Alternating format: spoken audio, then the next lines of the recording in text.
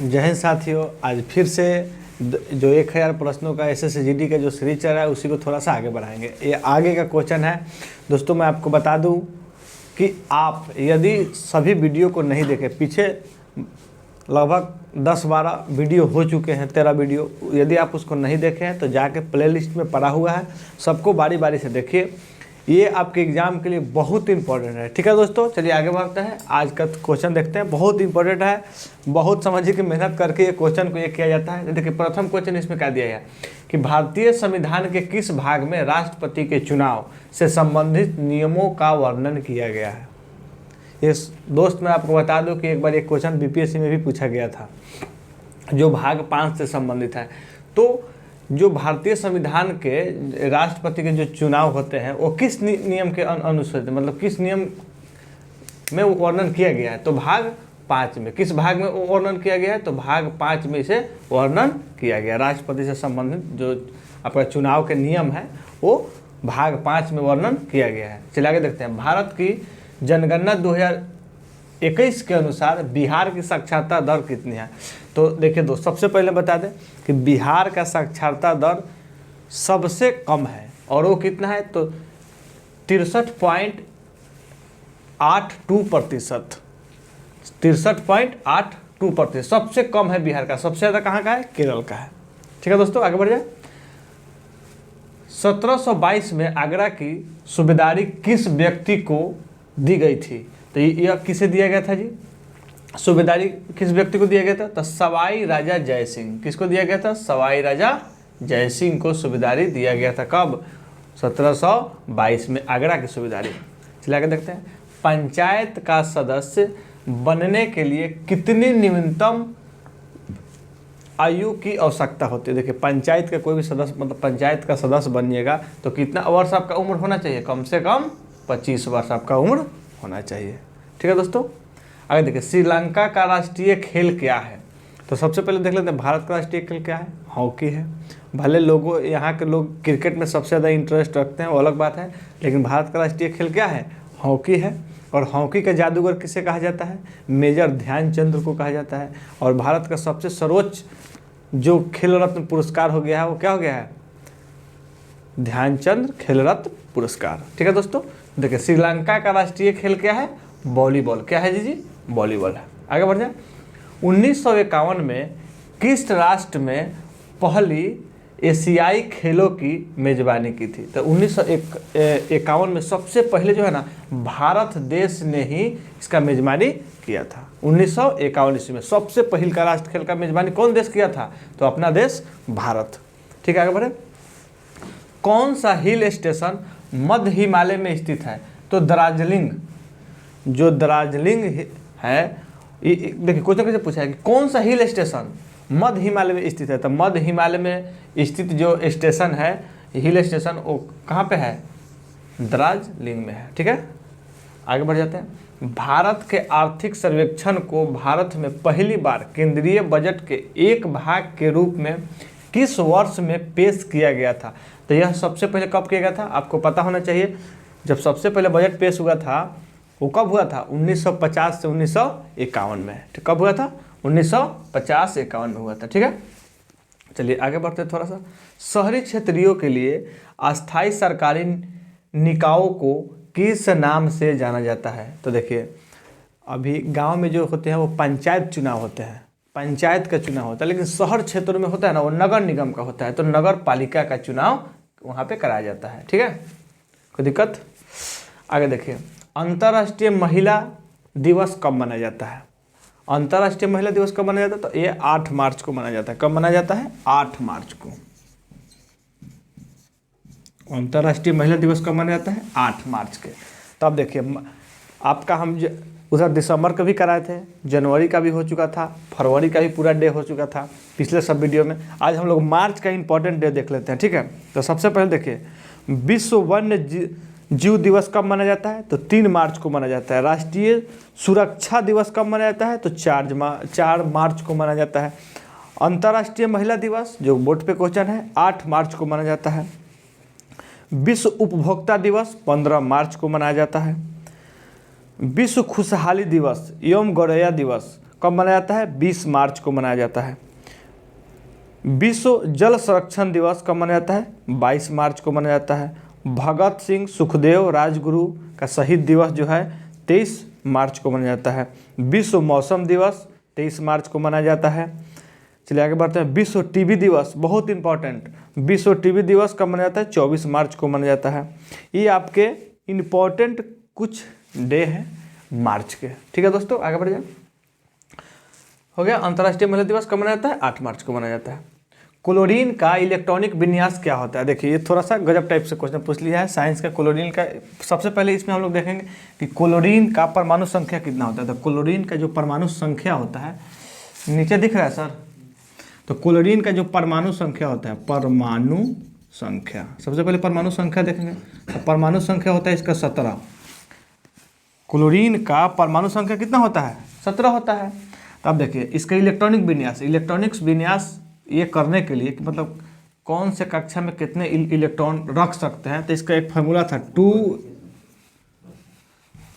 ये इसका फार्मूला होता है, यहाँ पे थोड़ा सा जगह बना लेते हैं हम लोग, 2n²। ठीक है, इसी पे चलता है। तो देखिए पहल का कक्षा के इलेक्ट्रॉन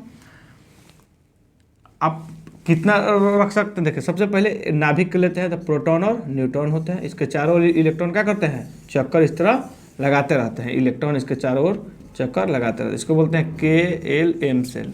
दिख रहा है? नहीं दिख रहा है? चलिए थोड़ा सा ऊपर यहाँ बीच में जगह लेते हैं इसको समझाने के लिए। देखिए यहाँ से कर लेते हैं थोड़ा सा, कोई दिक्कत नहीं है। देखिए यही क्लोरीन का Cl, क्लोरीन का परमाणु संख्या कितना होता है? 17। इसका इलेक्ट्रॉनिक विन्यास तोड़ेंगे तो 2n² के फॉर्मूला पर तोड़ेंगे। तो देखिए यहाँ मान के चलिए कि आपका एक नाभिक हो गया, प्रोटॉन और न्यूट्रॉन है, और इलेक्ट्रॉन इसके चारों ओर क्या कर रहा है? चक्कर लगा रहा है। ठीक है, तो पहल का होता है KL और फिर बाद वाला सेल होगा M। ठीक है यहाँ तक। अब देखिए हम पहिलका के लिए 1 भरेंगे तो कितना आएगा? 1 का स्क्वायर 1 और 2, यानी पहिलका के लिए 2 ही रह जाएगा। 2 भरेंगे तो 2 दूना 4 दूना 8 हो जाएगा। और तीसरा के लिए 3 भरेंगे तो 3 3 9 9 दूना 18। लेकिन यहाँ पे कितना दिया है इसका? 17। तो देखिए पहिलका में जब इसका इलेक्ट्रॉनिक विन्यास तोड़ेंगे तो पहिलका कक्षा में को इलेक्ट्रॉन रख सकते हैं? 2 गो। दूसरा का में को रख सकते हैं? 8 गो। तो 8 2 10, बचा कितना? 7। तो लास्ट में कितना रख देंगे? 7। तो यही इसका क्या हुआ? इलेक्ट्रॉनिक विन्यास है। तो वहाँ पे ऑप्शन में दिया था 2 8 7, तो यही आपका सही आंसर हो जाएगा। वहाँ पे 4 ऑप्शन दिया था जो कि अलग अलग था, आपका सही राइट आंसर यही हो जाएगा। ठीक है, या ए भी। अब बताइए क्लोरीन पर प्लस होगा कि माइनस होगा? अब देखिए किसी से 1 इलेक्ट्रॉन लेना इसको आसान होगा कि 7 को किसी को देना? तो इसको लेना आसान होगा, इसीलिए क्लोरीन हमेशा काथी में होता है? निगेटिव में, यानी माइनस में होता है। चलिए आगे बढ़ जाते हैं। आइए देखिए, north east small finance bank का कॉर्पोरेट कार्यालय किस शहर में स्थित है? तो ये गुवाहाटी में है। कहाँ पे है? गुवाहाटी में स्थित है। आगे देखिए, मार्को पोलो 1992 से 1200, अच्छा पीछे वाला दिया है कि 1992 से लेकर 1294 के बीच, यानी 1294 से लेकर 1992 के मध्य कहाँ से भारत आया था? ये क्वेश्चन में थोड़ा सा डाउट लग रहा है। ठीक है, इसको देख लेते हैं। ज़्यादा तो डाउट मतलब ऐसे क्वेश्चन लग रहा है कि ये क्वेश्चन है थोड़ा सा बाय मिस्टेक हो गया होगा, जहाँ तक हमको लग रहा है।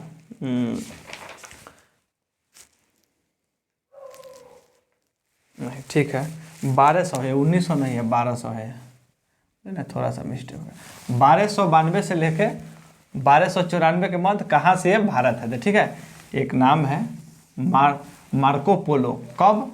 1292 से लेके 1294 के मध्य में कहाँ से भारत आए थे? ठीक है, भारत मतलब कहाँ से आए थे? तो वेनिस से आए थे। कहाँ से आए थे? ये वेनिस से। अब क्वेश्चन आपका सही हो गया। ये 1900 गलत से लिखा गया था थोड़ा सा। 1292 से 1294 के मध्य में ये जो थे भारत मतलब कहाँ से आए थे? तो वेनिस से आए थे। क्वेश्चन सुधार गया। चलिए आगे देखते हैं। तिराप और नोआ नदियाँ किस भारतीय राज्य में बहती है? तो अरुणाचल प्रदेश में ये नदी बहती है। कौन कौन नदी? तिराप और नोआ। किस राज्य में बहती है? अरुणाचल प्रदेश में। दशहरे के पर्व को और किस नाम से जाना जाता है? ये विजयदशमी के नाम से जाना जाता है। आपको पता होना चाहिए दशहरा लगभग अक्टूबर माह में मनाया जाता है। दशहरा जो है ये कोलकाता का मुख्य त्यौहार इसको माना जाता है दशहरा। बहुत धूमधाम से कोलकाता में इसे मनाया जाता है। तापमान और अन्य भौतिक स्थितियां नियत रहने पर किसी चालक के दो बिंदुओं के बीच प्रवाहित होने वाली धारा दोनों बिंदुओं के बीच विभवांतर के अनुपाती होती है। इसे मतलब कौन सा नियम कहा जाता है? तो इसे ओम का नियम कहा जाता है। ओम का नियम क्या कहता है जी? कि किसी बंद परिपथ से आप क्या करिए, धारा को प्रवाहित कीजिए और उसमें एक रेजिस्टेंस मतलब लगाइए, तब हमको बताइए कितना इसमें धारा प्रवाहित हो रहा है। तो देखिए ये किसके ये होता है?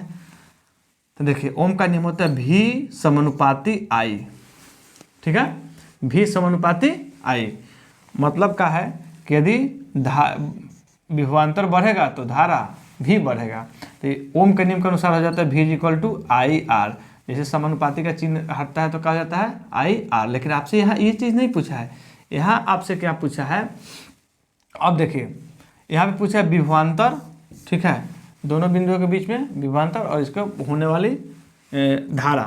तो देखिए जी क्या होगा, अब इस आर को इधर भेजिएगा तो हो जाएगा आई इज इक्वल टू क्या हो जाएगा V बटा आर। ठीक है, यदि आप V बराबर चाहते हैं आर बराबर चाहते हैं तो हो जाएगा V बटा आई। ठीक है, तो यही आपका ओम का नियम है। ओम का नियम होता है V बराबर आई आर। V का मतलब हो गया विभवांतर वोल्टेज, I का मतलब हो गया करंट यानी धारा, R का मतलब हो गया रेजिस्टेंस यानी प्रतिरोध। आगे चलते हैं। मर्क्यूरियटिक अम्ल का रासायनिक सूत्र क्या है? तो HCl हाइड्रोक्लोरिक अम्ल। क्या बोला जाता है इसको? हाइड्रोक्लोरिक अम्ल। ठीक है, HCl जो हमारे पेट में पाया जाता है, यही तो भोजन को पचाता है, हाइड्रोक्लोरिक अम्ल। ये कहाँ पाया जाता है? पेट में पाया जाता है।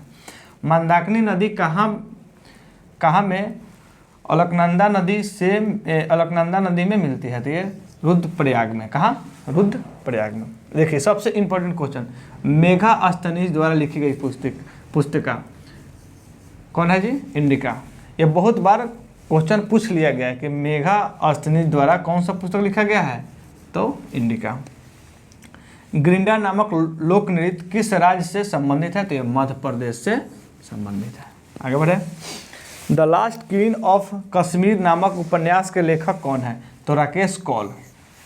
ये सब इम्पोर्टेंट है, पुस्तक आपका हो गया, उपन्यास, इस सबसे क्वेश्चन बहुत पूछा गया है। ठीक है, तो the last queen of Kashmiri नामक पुस्तक उपन्यास के लेखक कौन है? तो राकेश कौल है। आगे बढ़ जाए। 1947 में स्वतंत्र भारत की प्रथम कैबिनेट में शिक्षा विभाग का प्रसार किसके पास था? तो मौलाना अब्दुल कलाम आज़ाद। अबुल कलाम आज़ाद, ठीक है, कोई दिक्कत नहीं। अबुल कलाम आज़ाद किसके पास था जी? तो मौलाना अब्दुल कलाम आज़ाद के पास ये चीज़ था। ठीक है दोस्त, इसमें कोई दिक्कत हो रहा है? अबुल कलाम आज़ाद। तो 1947 में स्वतंत्र भारत की प्रथम बैठक में शिक्षा विभाग का मतलब किसके पास ये चीज़ था? तो मौलाना अबुल कलाम आज़ाद के पास। ठीक है दोस्तों, तो आपका जो जितना इंपॉर्टेंट क्वेश्चन आज का जो था आप लोगों ने देखा, बहुत इंपॉर्टेंट ये सब आपके एग्जाम के लिए है, जब SSC GD के लिए। एक बार वीडियो को देखिए अच्छे तरह से, प्ले लिस्ट में जाइए, बहुत सारा वीडियो पड़ा है उसको देखिए और तब एग्जाम में जाइए। तो आपका मेरिट यही सब नंबर से बनेगा। ठीक है दोस्तों, थैंक यू सो मच, जय हिंद।